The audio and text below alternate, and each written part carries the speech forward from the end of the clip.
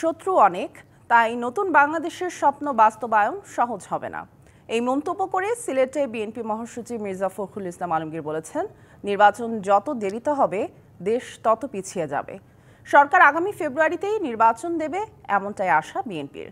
বেগম খালেদা জিয়াকে slow poison করে হত্যার চেষ্টা হয়েছিল বলেও অভিযোগ করেন দলটির নেতারা। রবিবার সকালে হযরত শাহজালাল রহমতুল্লাহি আলাইহির মাজার জিয়ারতের পর শুরু হয় সিলেটে বিএনপির কেন্দ্রীয় নেতাদের কর্মসূচি। এরপর বেগম খালেদা জিয়া ও তারেক রহমানের সুস্বাস্থ্য কামনায় মিলাদ ও দোয়া মাহফিলে অংশ নেন নেতারা। অভিযোগ করেন নির্বাচন ও বিএনপি চেয়ারপারসনকে হত্যার নানা ষড়যন্ত্রের।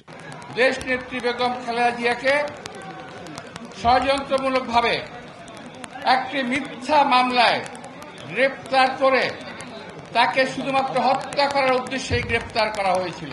সব ষড়যন্ত্র রুখে দিয়ে নেতাকর্মীদের নির্বাচনের জন্য প্রস্তুত হওয়ার আহ্বান জানান মির্জা ফখরুল ইসলাম আলমগীর। আসুন আমরা সবাই মিলে একটা নতুন বাংলাদেশ গড়ে তুলি। সহজে হবে না, শত্রু অনেক, বাধা দিতে চায়, আটকাতে চায়, দেরি করতে চায়।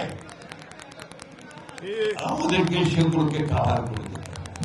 যত নির্বাচনের দেরি হবে তত বাংলাদেশ পিছিয়ে যাবে।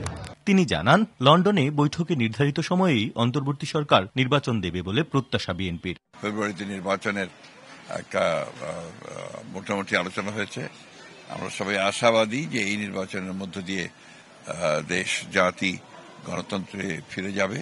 পরে সিলেট জেলা বিএনপির আয়োজনে জুলাই গণ অভ্যুত্থানে শহীদ পরিবারের সম্মানে আয়োজিত অনুষ্ঠানে অংশ নেন নেতারা। ফ্যাসিবাদ মুক্ত বাংলাদেশ গড়তে সবাইকে ঐক্যবদ্ধ হয়ে কাজ করার আহ্বান জানান মির্জা ফখরুল। Pratyush Talukdar, DBC news, Sylhet.